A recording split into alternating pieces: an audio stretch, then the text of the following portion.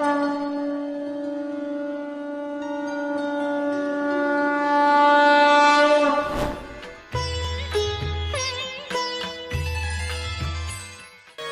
जी महाराज ने सुखदेव जी महाराज को बुलाने के लिए बड़ी युक्ति लगाई।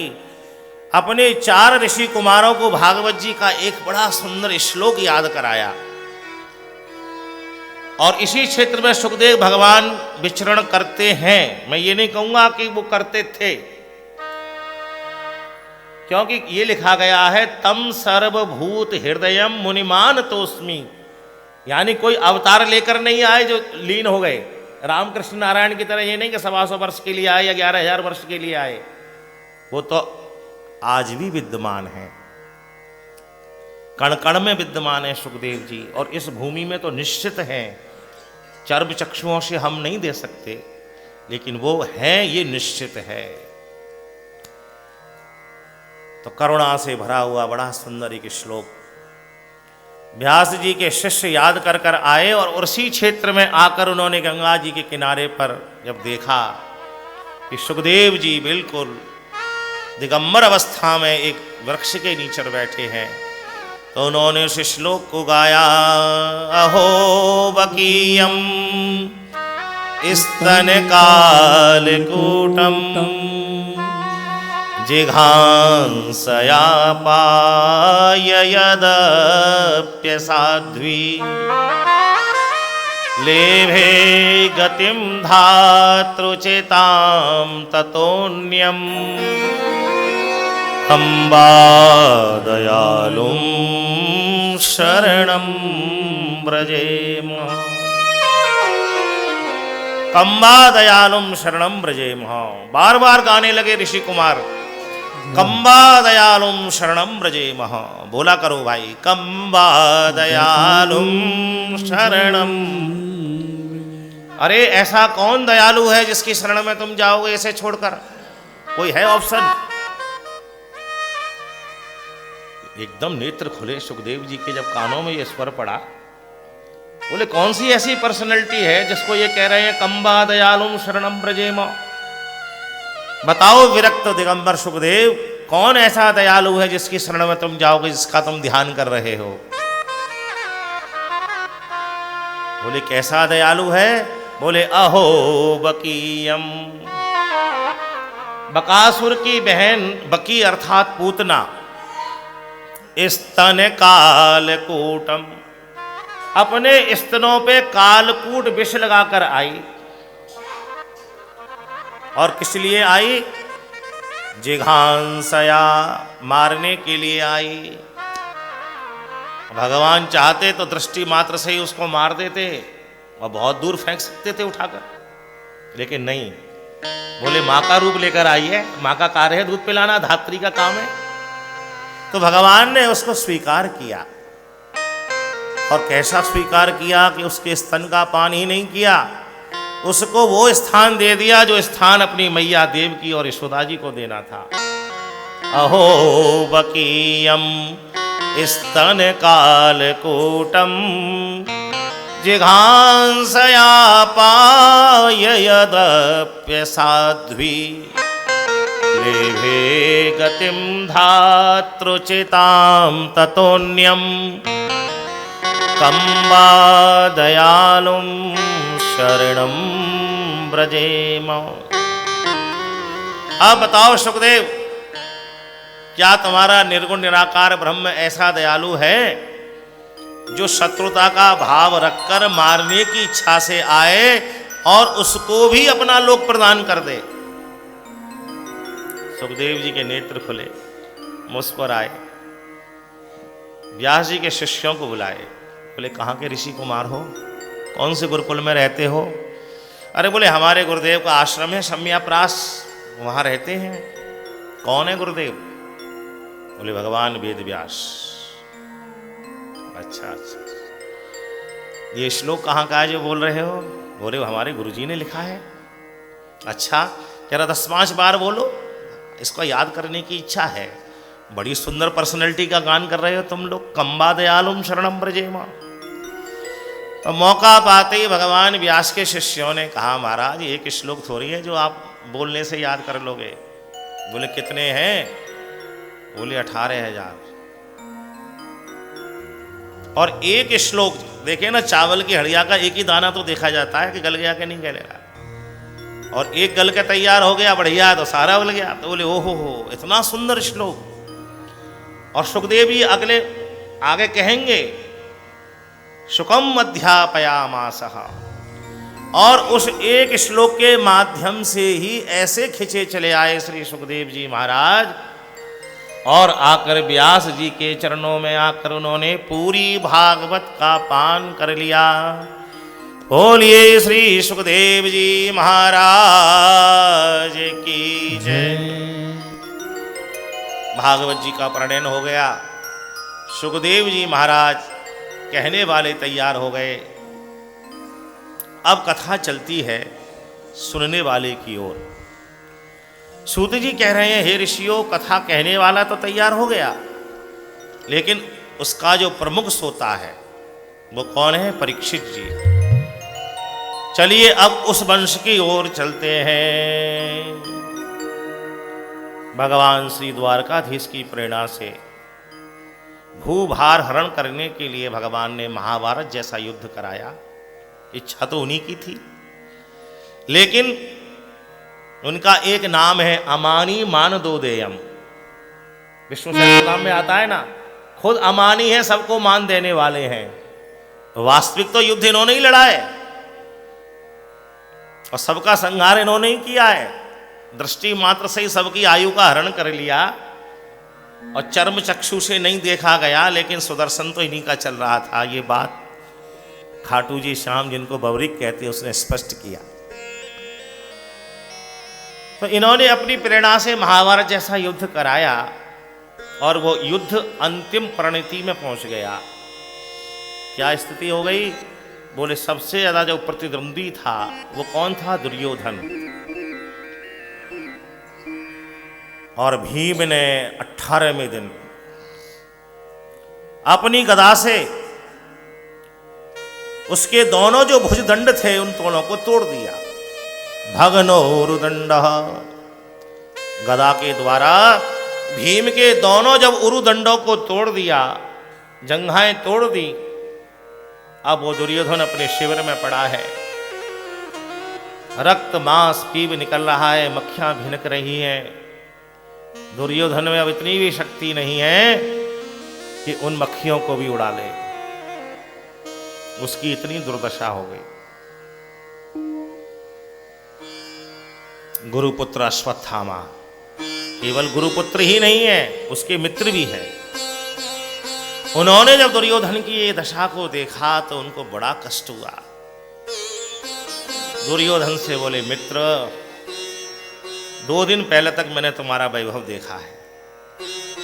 हस्तिनापुर और कुरुक्षेत्र के रणांग में तुम जो कहते थे वही होता था, लेकिन अब तुम्हारे शरीर की स्थिति यह है कि बहुत दिन तक तुम अब नहीं जियोगे। चलो तुम्हें कुछ अंतिम समय में शांति मिले, क्या मैं तुम्हारा हित कर सकता हूं?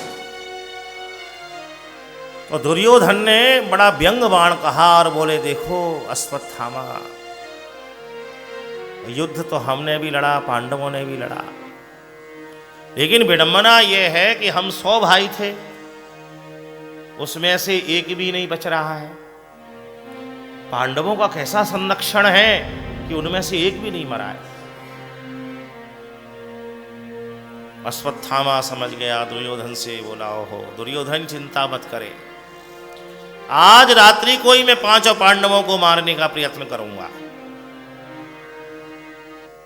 ऐसा वचन उसको देकर रात्रि के अंधकार का फायदा उठाकर घोड़े पर सवार होकर हाथ में खड्ग लेकर महाराज प्रवेश कर गया वह।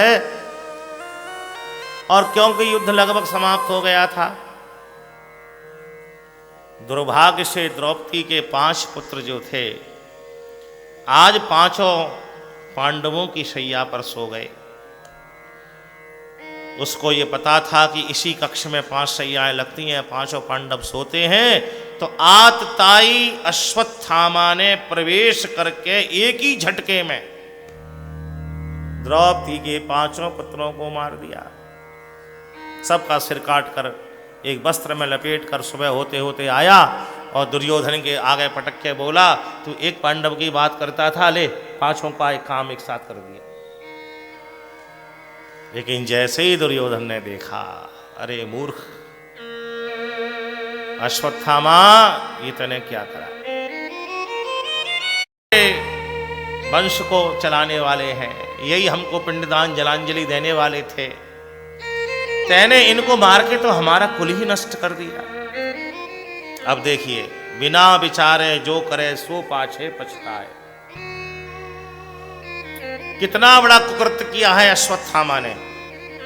सोते हुए निहत्थे बालकों पर प्रहार किया, और जिसके लिए किया वो निंदा कर रहा है। इसलिए कहते हैं बिना विचारे जो करे।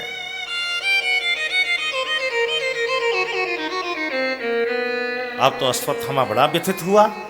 अरे बोले, मैंने इसके लिए इतना बड़ा काम किया है और यही मेरे कर्म की निंदा कर रहा है। तो व्यथित होकर वहां से इधर उधर भटकने लगा, दौड़ने लगा। इधर पांडव पक्ष में सवेरा हुआ, सूर्योदय हो गया। द्रौपदी ने देखा, कुंती जी ने देखा कि अभी तक कोई बालक उठ के नहीं आए, किसी ने आके माता पिता को प्रणाम नहीं किया। बालक बड़े थे। द्रौपदी जैसे ही कक्ष में प्रवेश करती हैं, आप कल्पना करिए, जिसके 5 ही पुत्र हों, एक साथ उनकी हत्या कर दी जाए, उस मां की क्या दशा होगी। द्रौपदी ने जैसे ही देखा, सब बालकों के धड़ पड़े हुए हैं, सिर किसी का नहीं। कुकरी शूकरी के समान द्रौपदी रोने लगी। सुभद्रा, कुंती सब उत्तरा दौड़ी दौड़ी चली आई। पांडव आए, भगवान द्वारकाधीश आए। रो रो कर द्रौपदी देख रही है कृष्ण की ओर। महाराज, ये किसने किया है कर्म? भगवान ने देखा अर्जुन की ओर। अर्जुन ने द्रौपदी से कहा, चिंता मत करो देवी, तुम्हारे पुत्रों के हत्यारे को अभी पकड़ कर लाता हूं, उसके शव पर बैठकर तुम स्नान करना। और कृष्ण को संग लेके अश्वत्थामा को पकड़ने के लिए चले, तो अश्वत्थामा ने अपने बचाव के लिए ब्रह्मास्त्र चलाया, अर्जुन ने भी चला दिया। प्रलयकालीन स्थिति बनी तो भगवान ने दोनों को शांत कराया, और फिर पशुपाश अस्त्र के द्वारा अश्वत्थामा को पशु के समान बांध लिया। लेकर आए द्रौपदी के सामने, और अर्जुन ने कहा, ये तुम्हारे पुत्रों का हत्यारा है। तो द्रौपदी क्या कहती है, मुंचताम मुंचताम में स ब्राह्मणो नितराम गुरु। देखो, द्रौपदी के चित्त की कितनी ऊंची स्थिति होगी, आप सोचिए। हमारे जीवन में कोई दुख आए तो हम तुरंत नाना प्रकार की बातें बना देते हैं कि हमने भगवान का क्या बिगाड़ा था, है किसी ने हमारे ऊपर कुछ करा दिया, पूजा पाठ बंद कर दें, इत्यादि इत्यादि। लेकिन द्रौपदी के चित्त की कितनी ऊंची स्थिति होगी कि अपने 5 पुत्रों के हत्यारे को वो कह रही है, मुंचताम में स ब्राह्मणो नितराम गुरु। हे अर्जुन, अरे पार्थ, हे आर्यपुत्र, तुम इनको छोड़ दो, इनको माफ कर दो। बोले क्यों? बोले नितराम गुरु, ब्राह्मण तो जन्म से ही गुरु होता है, और फिर ये तो साक्षात तुम्हारे गुरु पुत्र हैं, और द्रोणाचार्य जी ही मानो इनके रूप में आपके सामने खड़े हैं। आत्मा वही जायते पुत्र हो। पुत्र जो होता है वो अपने माता पिता के साक्षात प्रतिबिंब है, आत्मा है। आत्मा वही जायते पुत्र, इसलिए मुंचता, छोड़ दो। अब अर्जुन चारों ओर देखने लगा। अभी ये इतना रो रही थी, ये अपराधी है, 5 पुत्रों को मारा है, इसको ऐसे कैसे छोड़ दें? कृष्ण की ओर देखा, आपकी क्या आज्ञा है? भगवान तो बड़े चतुर हैं, क्या कह रहे हैं? ब्रह्म बंधुर्न हंतव्य। हे पार्थ, ब्राह्मण की हत्या नहीं करनी चाहिए। आतताई बधारण, लेकिन इसने आतताई कर्म किया है जो नहीं करना चाहिए था, इसलिए इसका वध करना चाहिए। अब देखिए, इसी को गोपी गीत में गोपियों ने कहा है बलगु वाक्या। एक ऐसे शब्द बोलते हैं कि उनका क्या अर्थ लगाया जाए। क्या कह रहे हैं? ब्रह्म बंधुर न हंतव्य, ब्राह्मण है इसलिए इसको मारना नहीं चाहिए। लेकिन आतताई बधारणा, अब क्या करे अर्जुन? मारे या छोड़ दे? ऐसे ही चतुर्श्लोक में कहते हैं प्रविष्टान प्रविष्टानी, मैं सब में प्रविष्ट भी हूं और नहीं भी हूं। क्या माने भाई आदमी? ऐसे बलगु वाक्य हैं इनके। बलगु माने गूढ़ार्थ से भरे हुए। गोपियों ने कहा हमें पता है तुमने हमको कैसे रिझाया है। बलगु वाक्या, अरे तुम्हारे मुख से जो शब्द निकलते हैं उनको क्या अर्थ लगाया जाए। मुह्यंत यत् सूरया, बड़े बड़े लोग मोहित हो जाएं इस बात को। तो यहां पर जैसे ही इन्होंने कहा कि ब्रह्म हंतुर्न हंतव्य, तो पहली बात पर निश्चय कर लिया कि ब्राह्मण को मारना नहीं चाहिए। लेकिन आतताई बधारण, इन्होंने अपराध किया है तो दंड अवश्य देना चाहिए। क्या किया फिर? अर्जुन ने अपनी कटार से अश्वत्थामा के मस्तक पर जो मणि थी जिससे वो दैदीप्यमान था, उसको निकालकर केशों का वपन करके शिविर से बाहर कर दिया। आतताई बधारण, ये उसका आतताई बधारण हो गया। और भगवान ने अपने सानिध्य में 5 पुत्रों का कर्म कराया। और भगवान बोले देखो महाराज युधिष्ठिर को अभिषिक्त करो, क्योंकि दुर्योधन का शरीर शांत हो गया है, तुम हस्तिनापुर के राजा बन गए हो। और वहीं अभिषिक्त करके भगवान बोले अब मैं द्वारका की ओर चलता हूँ। बहुत दिन हो गए द्वारका से आए हुए, वहाँ भी पौगंड आदि काशी नरेश आदि राजा कभी ना कभी द्वारका के ऊपर आक्रमण करते रहते हैं, इसलिए अब मुझे द्वारका चलना है। भगवान चलने को तैयार हुए। सभी पांडव पक्षी भगवान को विदा दे रहे हैं। आप कथा को सुनते सुनते लीला की झांकी का भी दर्शन करें कि सभी हस्तिनापुरवासी दोनों ओर खड़े होकर 5 पांडव, सुभद्रा जी, कुंता जी, द्रौपदी जी भगवान को विदाई दे रहे हैं। भगवान का सुंदर रथ खड़ा हुआ है, सारथी के सिंहासन पर दारुक बैठा है और भगवान जैसे ही रथ की ओर जा रहे हैं तभी अंदर रनवास में से बिलखती हुई एक स्त्री आई। पाहि पाहि महायोगिन देव देव जगत्पते नान्यत्वदभयं पश्ये यत्र मृत्यु परस्परम। पाहि पाहि महायोगिन, हे प्रभु मेरी रक्षा करो, मेरी रक्षा करो। मैं आपकी शरण में आई हूं। यहां तो सब एक दूसरे को मारने में लगे हुए हैं, लेकिन आप मेरी रक्षा करो। अगर मेरी ना भी करो तो मेरे गर्भस्थ शिशु की रक्षा करो। कौन है? उत्तरा, अभिमन्यु की पत्नी, जिसने अभी प्रथम गर्भ धारण किया था। चक्रव्यूह में फंसकर अभिमन्यु मारे गए हैं। वह बिचारी अबला अपने गर्भ की रक्षा के लिए आई। आतताई अश्वत्थामा को जब ये पता लगा कि अभी पांडवों का वंश नष्ट नहीं हुआ है, अभी तो उनके वंशों का रक्षक एक शिशु उत्तरा के गर्भ में है, तो उसने उस गर्भ को नष्ट करने के लिए ब्रह्मास्त्र चलाया। और जब वो भगवान की शरण में आई और भगवान ने जब देखा, तत्क्षण भगवान चतुर्भुजी हो गए और हाथ में गदा लेकर उसके गर्भ में प्रविष्ट हो गए और उस गर्भस्थ शिशु की रक्षा कर ली। बोलिए भक्त वत्सल भगवान की। इसलिए गोपाल सहस्त्र नाम में भगवान का एक नाम आता है उत्तरायण।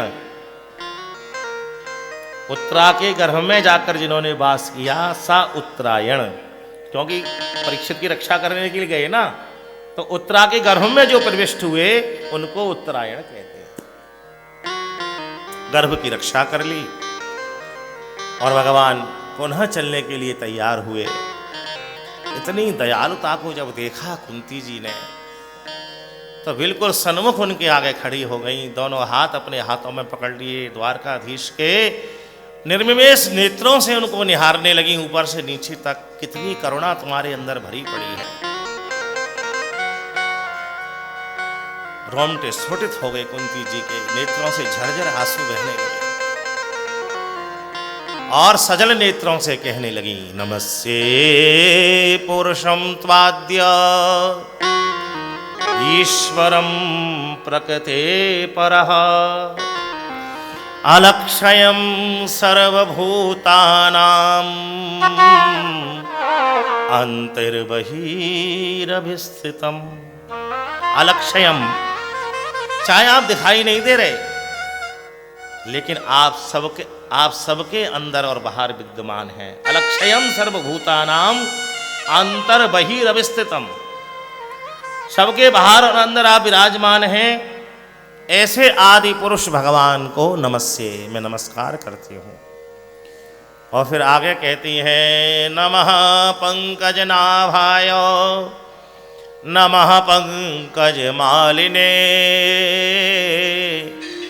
नमः पंकजनेत्राय नमस्ते पंकजाग्नहे नव कंजलोचन कंजमुखकर कंजपद कंजारुणम।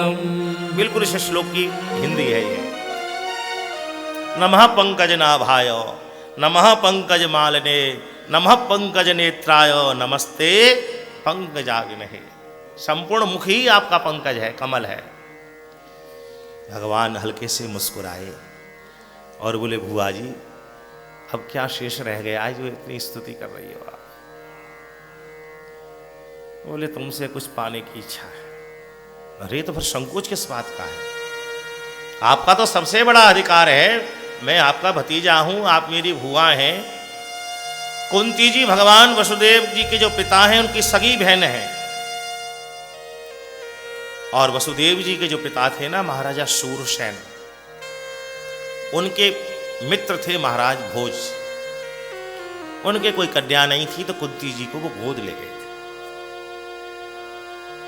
तो भगवान ने कहा कि आपको शंका नहीं करनी चाहिए, मैं आपका भतीजा हूं, आपका पूरा अधिकार है, बहन और बुआ का पूरा अधिकार है, जो आपकी इच्छा हो।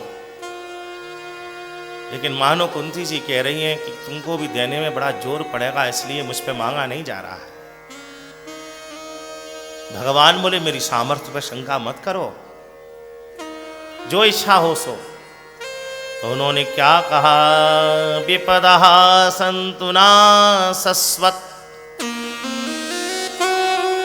तत्र तत्र जगद्गुरु। जगद्गुरु शब्द से संबोधन किया भगवान को। 1000 नाम है और कोई नाम नहीं लिया। जगद्गुरु, जगद्गुरु माने, जगद्गुरु का शब्द का अर्थ है कि जो किसी के प्रश्न को निराश ना करे, वो जगद्गुरु कहने का अधिकारी है। सबके प्रश्न का जो समाधान करे, वो जगद्गुरु कहलाने का अधिकारी है। भगवान के लिए कुंती जी ने यह जगद्गुरु शब्द इस्तेमाल किया है। विपदः सन्तु न शश्वत्, विपत्ति चाहिए, शश्वत माने अहर्निशम, दिन रात 24 आवर्स। तत्र तत्र जगत गुरु, तुम जगत के गुरु हो, इसलिए मना नहीं कर सकते मुझे। फिर काय बात के जगत गुरु अगर मेरे प्रश्न का आंसर नहीं दिया तो? भगवान ने भी माथा पकड़ लिया, बोले ये तो मैं सोच भी नहीं सकता था कि बुआ जी ऐसे संकट में डाल देंगी। 1 मिनट पहले मैंने कह दिया कि जो चाहोगे सो मिलेगा, अब इन्होंने ऐसा मांग लिया कि मैं तथास्तु कह ही नहीं सकता। तो जब उन्होंने देखा कि मेरा भतीजा, द्वारकाधीश संकट में फंस गए कि वचन तो दे दिया है, लेकिन अब तथास्तु नहीं बन रहा इनसे कहते हुए, तो उन्होंने अपने प्रश्न को स्पष्ट किया। इसी श्लोक के आधे भाग में। विपदा संतु ना सस्वत तत्र तत्र जगत गुरो।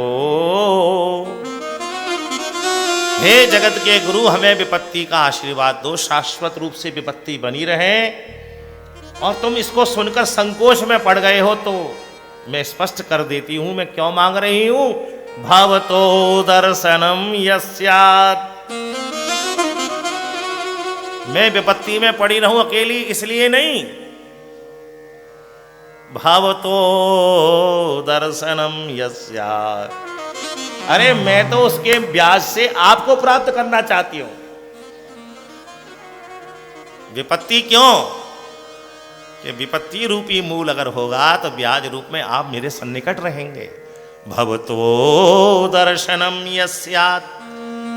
मानो मैं तो आपका नित्य सानिध्य मांग रही हूं, विपत्ति क्या मांग रही हो। भवतो दर्शनम यस्यात्। तो बोले आपके सानिध्य से क्या होगा? बोले आ पुनर्भव दर्शनम, आ पुनरपि जननम, पुनरपि मरणम, पुनरपि जननी जठरे। आ पुनर्भव का मतलब है कि जन्म मृत्यु के संकट से छूटने के लिए, नित्य आपके सानिध्य प्राप्त करने के लिए विपत्ति मांग रही हूं। ओहो भुआ जी, लोग तो हमारे शब्द को कहते हैं कि बलगु वाक्य यहाँ, लेकिन आप तो हमसे भी ज्यादा गुड़ वाक्य बोलने वाली निकली। लेकिन भुआ जी, बहुत जीवन में आपने कष्ट सहन किया है। जन्म लेते ही दत्तक के रूप में माता पिता से अलग हो गई। विवाह होकर पांडव के यहाँ आई तो कोई संतान प्राप्त नहीं हुई। उससे पहले ही पांडु संसार से चले गए। देवताओं के द्वारा बड़े प्रयत्न करने पर आपने संतानों की प्राप्ति करी। उन संतानों के ऊपर कितना कष्ट रहा। 12 वर्ष का वनवास, 1 वर्ष का अज्ञातवास, पुत्र वधू का चीरहरण, कितने कष्ट आपने सहन किए हैं। बस अब तो बहुत हो गया विपत्ति का। चाहे आप मुझे जगत गुरु कहें, चाहे ना कहें, चाहे मुझे झूठा कहें, अपनी बात से हटने वाला कहें, लेकिन मैं फिर भी अब आपको तथास्तु नहीं कह सकता। भगवान ने मानो विड्रॉ कर लिया अपने आप। तो धर्म संकट में पड़े हुए अपने भतीजे को देखकर फिर कुंती जी ने सबसे सेकंड लास्ट श्लोक बहुत अच्छा कहा है, और वो हम सबको भी कहना चाहिए भगवान से। एक अवस्था पर आकर चौथे पन नृप कानन जाई। एक अवस्था पर आकर हम सब उसको भगवान से कह सकते हैं जो कुंती जी ने कहा। और यहाँ उन्होंने 4 विश्लेषण लगा दिए। अब मना ना कर दे इसलिए। वहाँ केवल एक बोला जगत गुरु, और यहाँ का कहते हैं अथ विश्वेश विश्वात्मन विश्वमूर्ते स्वके समय। श्लोक के पहले चरण में तो उन्होंने केवल विश्लेषण ही लगाए हैं। अथ विश्वेश विश्वात्मन विश्वमूर्ते स्वके समय। स्नेह पास मम छिंधी, स्नेह पास मम छिंधी, दृढ़म पांडसु वृष्णसु। हे द्वारकाधीश, हे विश्वेश, हे विश्वात्मन, अब मना मत करना। अब मेरी अवस्था ऐसी आ गई है कि जो दोनों कुलों में मेरा अटैचमेंट है कि मैं यहाँ की बेटी हूँ और यहाँ की बहू हूँ। माताओं का 2 कुलों में ही होता है, पिता के कुल में और पति के कुल में। तो कुंती जी वही कह रही हैं कि स्नेह पास मम छिंधी। मेरा जो स्नेह पास है ना, अब उसको काट दो। दृढ़म पांडसु वृष्णसु। वृष्णी वंश की कन्या है तो पिता के कुल में, और पांडसु यहाँ की मैं बहू हूँ। इनमें जो मेरा स्नेह पास है अब वो टूट जाना चाहिए। भगवान बोले तथास्तु। अब सही मांगा बुआ जी ने, और भगवान ने तक्षण तथास्तु कह दिया। और फिर बुआ जी को प्रणाम करके भगवान रथ पर बैठने को हो गए, एक चरण तो रख ही दिया था। जैसे ही रथ में आरूढ़ होने को हुए, इतने में ही युधिष्ठिर जी महाराज ने आकर पीछे से कौली भर ली, बड़ी जोर से रोने लगे। भगवान ने कहा, भैया क्या कर रहे हो? हस्तिनापुर के सम्राट हो आप, हाँ, गद्दी के मालिक हैं, राजा को ऐसा नहीं होना चाहिए।